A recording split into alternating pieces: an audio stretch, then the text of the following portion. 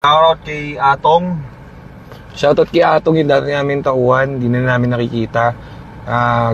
Tauhan namin yun sa Stage 3 PC. So, Atong, kung nasan ka man, Diyan ka na lang. diyan na lang. At sana okay ka, Atong. Yung CR ng motor na binigay ko sa'yo, nasa bahay pa. If ever, papahit kita. Ipapahit kita, Tong. Mag-ingat ka pag na-checkpoint ka, Tong. Shoutout sa'yo. So, nakakatuwa, may nag-text sa akin, Mark. Yung nakabili sa atin ng Vestra Silver. Ako, nakagat yung dila ko. Yung Vestra Silver, nag-text sa akin, Sir, kami nakabili nung sa Morocco National. Alam niya pa rin kung saan galing unit niya.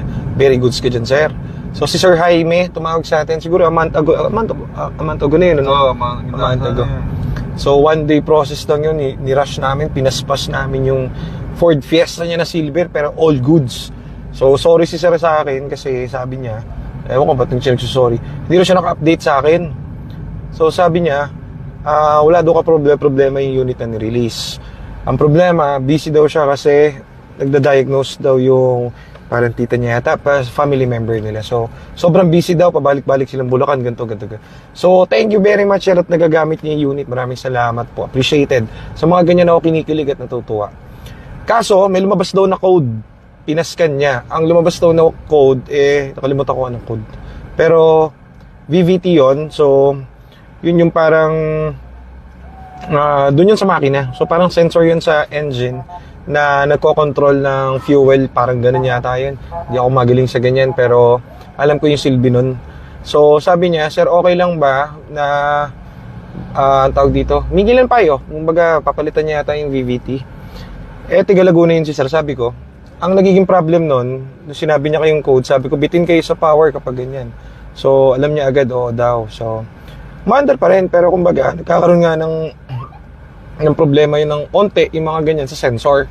So, sabi ko, huwag ka bumili. Ako na bahala, marami ako niyan. Dadalang kita niyan sa next punta namin ng Laguna. I-schedule ko kasi nagagamit naman niya. Yun nga lang, mas medyo sungaw yung unit kasi medyo bitin sa power ng onte kasi dalawa yun Alam ko dalawa yung BBT sensor nun. So, marami akong stock nun. 2,000 daw yun. Tinanong niya sa labas. Mabuti daw. Tinanong niya muna sa akin. Sabi ko, huwag ka na bumili, sir. Hindi naman kami nagpakahirap nung binili mo yung unit namin, so hindi rin kita papahirapan. Baka madali ka pa ng sirani ko sa labas. So kami na lang ang magdadala sa iyo. Meron kaming ano niyan, VVT, kakabit lang yun, wala pang 5 minutes yan. So kaya mga client natin, nakakatuwa, memorize ko lahat yan, lahat ng bumili sa amin. Ayos, di ba, Mark? Ayos, teka, di ba makita?